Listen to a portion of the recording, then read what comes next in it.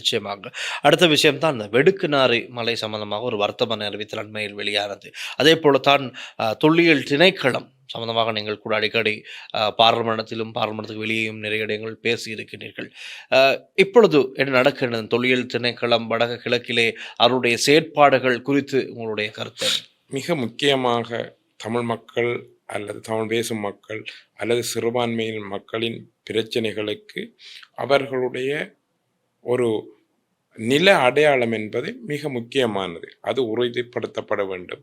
இது ஒரு நீண்ட விடயம். நீங்கள் பார்த்தீர்களானால் இந்த சுதந்திரத்துக்கு இலங்கையின் சுதந்திரத்துக்கு பிறகு ஒரு தென்னிலங்கை தேசிய அரசியல் அது எந்த கட்சியாக இருந்தாலும் சரி ஒரு திட்டமிட்ட அடிப்படையிலே நிலத்தின் தன்மையை அல்லது பாதுகாப்பை அல்லது உறுதிப்பாட்டை இல்லாமல் செய்வதற்கு பல வகையான திட்டங்களை முன்னகர்த்தி கொண்டிருக்கின்றது.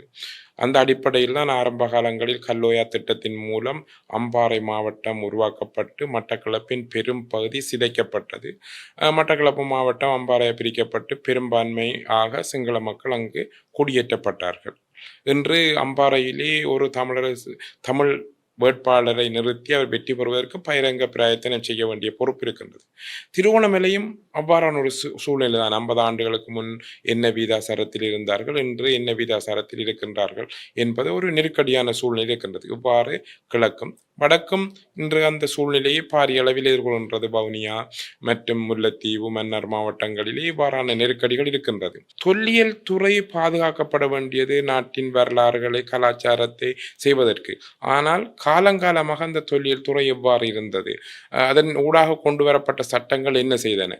கடந்த காலங்களில் உங்களுக்கு தெரியும், தொல்லியல் துறையிலே சிறுபான்மையின மக்கள் இடம் கொடுக்கப்படாது சிங்கள பௌத்த பேரினவாத சக்தி அதன் ஊடுருவி தமிழ் மக்களின் நிலங்களை தொல்லியல் இடங்களாக அடையாளப்படுத்தி அவர்களிடம் இருந்து அவற்றை பறித்தெடுத்து அங்கு குடியேற்றங்களையோ அல்லது அங்கு வேறு பல நடவடிக்கைகளை செய்வதன் மூலம் ஒன்றுபட்ட தமிழர் தாய இருப்பை கேள்விக்குறியாக்குவதான் அவர்கள் நோக்கம். மற்றது தொல்லியல் இடமாக கருதப்பட்டு பாதுகாக்கப்பட்டிருந்த கடந்த கால வரலாறுகள் இருந்திருந்தால் இன்று தமிழ் சமூகமோ சிறுபான்மையினமோ அதை பற்றி அச்சப்பட வேண்டிய சூழ்நிலை இருக்காது. கடந்த காலங்களில் என்ன நடந்தது? எல்லா இடங்களிலும் பல சான்றுகள், பல விடயங்கள், ஆதாரங்கள் சொல்லப்பட்டிருந்தன. திட்டமிட்ட வகையிலே பல ஆதாரங்கள் புதைக்கப்படுகின்றன. மற்றது யுத்த காலங்களில், யுத்தத்துக்கு பின்னரான காலங்களிலும் வடகிழக்கெங்கும் இராணுவம் முகாமிட்டிருந்தது. பல பகுதிகளிலே மக்கள் உள்நுழைய முடியாத சூழ்நிலை இருந்தது. குறிப்பாக வனம் சார்ந்த பிரதேசங்கள் அல்லது பெருநிலப்பரப்புகள் எல்லாம் இராணுவத்தின் கட்டுப்பாட்டில் இருந்தன. அந்த காலப்பகுதியிலே தொல்லியல் அடையாளங்கள் புதைக்கப்பட்டதாக பல கதைகளை மக்களும் பல செய்திகளும் சொல்லுகின்றன. அப்போ இவ்வாறு புதைக்கப்பட்ட இடங்கள், இவ்வாறு செய்யப்பட்ட இடங்கள் இன்றைய அரசாங்க காலத்திலே அது தொல்பொருள் சான்றுகள் பௌத்த மதம் இருந்ததற்கான அடையாளமாக சொல்லப்படுகின்ற பொழுது தமிழ் மக்களின் எதிர்காலம் சம்பந்தமாக நிலம் சம்பந்தமான பாரிய சந்தேகங்களும் கேள்விக்குறியும் எழும்புகின்றன. வெடுக்குநாறை மலையை தொல்லியல் இடமாக அடையாளப்படுத்தினால் தமிழ் மக்கள் காலங்காலமாக வாழ்ந்த அந்த வரலாற்று கலாச்சார விடயங்களை மறுதளித்து அவர்களை அதிலிருந்து வெளியேற்றுவதா, அல்லது அது பௌத்த மதத்துக்கு மட்டும் உட்பட்டதாக சொல்லி தமிழ் மக்களுக்கு ஒரு நெருக்கடியான சூழ்நிலையை உட்படுத்துவதா? அவ்வாறான செயற்பாடுகளில் தான் தொல்லியல் துறை ஈடுபடுகின்றது. இப்போ வடகிழக்கிலே எத்தனை இடங்கள் இருக்கின்றன. தமிழ் மக்கள் கோணேஸ்வரம் ராவணன் காலத்து வரலாற்றோடு இருக்கின்றது. நான் கடந்த கிழமை கோணேஸ்வரம் சென்ற போது 3 வருடங்களாக ஒரு மணியை பொருத்த முடியாத சூழ்நிலை இருக்கின்றது. தொல்லியல் அனுமதி கொடுக்கவில்லை. ஆனால் 50க்கும் மேற்பட்ட கடைகள், உள்கட்டுமானங்கள், பல விடயங்களுக்கு அனுமதி. இந்த விடயங்களிலே தொல்லியல் துறை பக்கச்சார்பாகவும் தமிழ் பேசும் அல்லது சிறுபான்மையினருக்கும் எதிராக நடக்கின்றது ஒரு வெளிப்படையான விடயம்.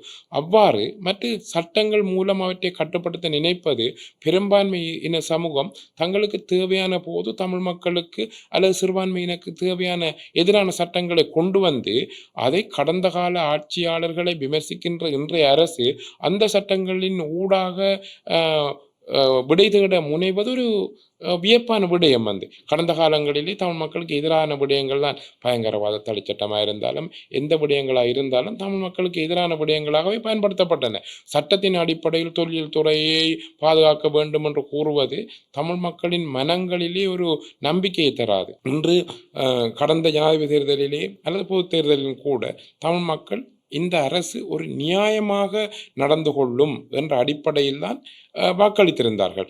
அவர்கள் அஹ், கடந்த கால அரசோடு ஒப்பிட்டு அந்த விடயங்களில் சில விடயங்களில் இந்த அரசு படையினர் நிலங்களை சில இடங்களில் பாரிய அளவு என்று சொல்லக்கூடிய மாதிரி விடுவித்திருந்து ஒரு நம்பிக்கை கொடுத்திருந்தது. ஆனால் அவற்றை மறைமுகமாக தொல்லியல் திணைக்களத்தின் ஊடாக ஆக்கிரமிக்க முயல்வது ஒரு பாரிய சந்தேகத்தை தென்னிலங்கை தேசிய கட்சிகளின் அல்லது பௌத்த பேரினவாத சிந்தனையின் அடிப்படையில் தான் அவை முன்னெடுக்கப்படுகின்றன என்பதை தமிழ் மக்கள் இப்போது உணர்ந்திருக்கின்றார்கள்.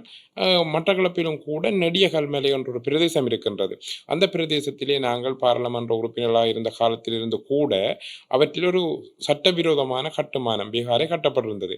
அன்று நாங்கள் தொல்லியல் திணைக்களத்திடம் மாவட்ட குழு பிரதேச குழுக்களிடம் கேள்வி கேட்ட போது தங்களுக்கு தெரியாமல் தங்களுடைய அனுமதி இன்றி கட்டப்பட்டதாக படையினரும் கடந்த கால அரசாங்கத்தில் இருந்த கிழக்கு மாகாண ஆளுநரின் செயற்பாடினூடாக கட்டப்பட்டதாக சொல்லப்பட்டது.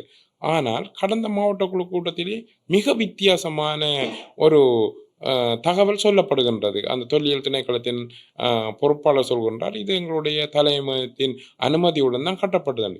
தங்களுக்கு தேவைப்படுகின்ற பொழுது நான் அறிந்திருந்தேன். அதற்கு ஒரு கிழமைக்கு முன்னர் சில பௌத்த பிக்குகளும் தொல்லியல் திணைக்களம் சென்ற அந்த இடத்தை பார்வையிட்டு அந்த இடத்தை அது பௌத்த இடமாக பேணும்படி அறிவுரை கூடியதாக 1.5 வருடமாக சொல்லப்படாத பாதில் 1.5 வருடமாக சட்டவிரோதமாக கொண்டு செல்லப்பட்ட விடயம் எவ்வாறு இறுதி மாவட்ட குழு கூட்டத்தில் தொல்லியல் திணைக்களத்தின் அனுமதி பெற்றதாக கூறப்படுகின்றது. இங்கு நம்பிக்கை இனம் பெறுகின்றது.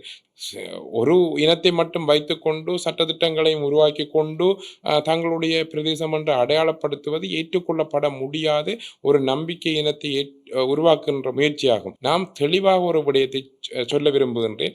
ஜனாதிபதி பெரும்பான்மையினர் சமூகத்தை இருப்பார், ஆட்சி அமைப்பும் அவர்களை சார்ந்திருக்கும். ஆனால் வடகிழக்கிலே தமிழ் மக்கள் தமிழ் தேசியத்தின் படி பயணிக்க வேண்டும். அதற்கு இந்த தொல்பொருள் மிகச்சிறந்த எடுத்துக்காட்டு.